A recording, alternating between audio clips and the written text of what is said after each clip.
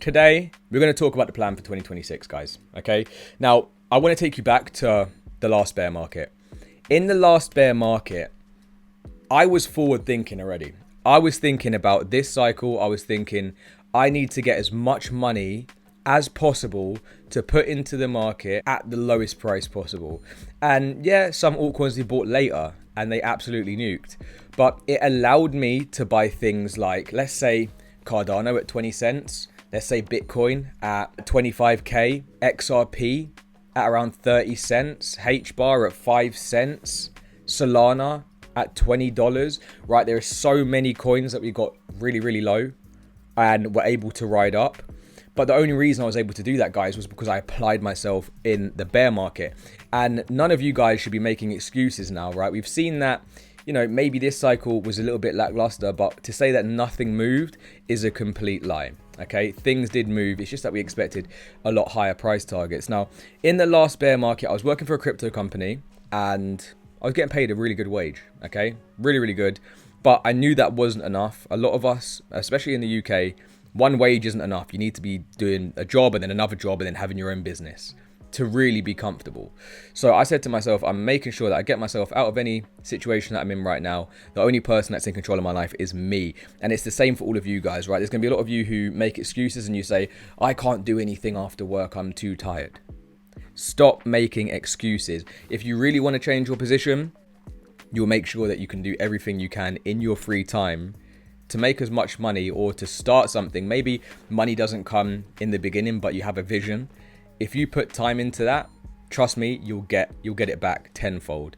Now, mine was starting my YouTube, but then I also wanted a little bit extra money. So while YouTube kind of was picking up, so I had my crypto job, we started the YouTube channel, and then also I was just doing things in the morning. I was working from like 6 a.m. until 2 p.m. every day, trying to make some extra money on the side, which I could then use for food and other BS, while I could then reinvest the majority of my main wage. Okay, and I didn't make excuses because I knew what I wanted. Okay, and I'm sure a lot of you guys know what you want. You just need to apply yourself. So I've said to you guys a million times that October is going to be where I deploy my capital.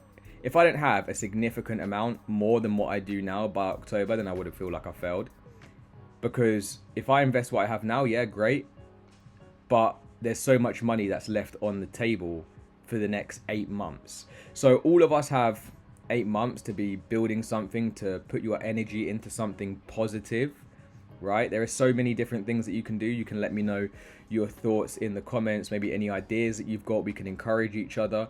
But really, I'm here to kind of say to you guys that if you don't utilize these next 6 to 8 months, you're going to be left regretting it, because we're going to be making videos on the channel saying, you know, I bought X amount of Bitcoin, I bought this, I bought that. And if you're on the side just watching YouTube in your bed, doing nothing, right, after you play PlayStation all night, you're going to be like, oh, I feel so shit that I can't invest this money because I've got no money. You can get your money up, even if you're getting an extra £100 a month, an extra £200 a month, right? I used to watch these crypto guys tell me the same thing that what I'm telling you now. And I went out there and I was doing all these different jobs that maybe were entry level, maybe I was a bit too overqualified to do. But at the end of the day, I saw the goal and I said, you know what, I'm not better than any job. I can put my time in to get as much money as possible. And who cares what anybody else thinks, right? I went and I worked a night shift at a supermarket in the last bear market. And, you know, for the wage that I was getting from my crypto job, it made no sense for me to do that. But I still did it. And I remember my friends at the time are like, oh my God, why are you doing that? You're overworking yourself, Lamar. Why are you doing that? But now they say, oh, wow, you know, you're doing well. You've done well, blah, blah, blah. It seems crazy until you get to a certain point. Okay. So all of you guys are able to change your positions. If you've fucked up this cycle and maybe you've left with a significant amount less than what you first came in with, then there's still opportunity to change that in the next cycle. I've already told you about all the narratives that are going to be coming in the next cycle. We're going to have a whole different cycle based on QE. There's not going to be such restrictive policy.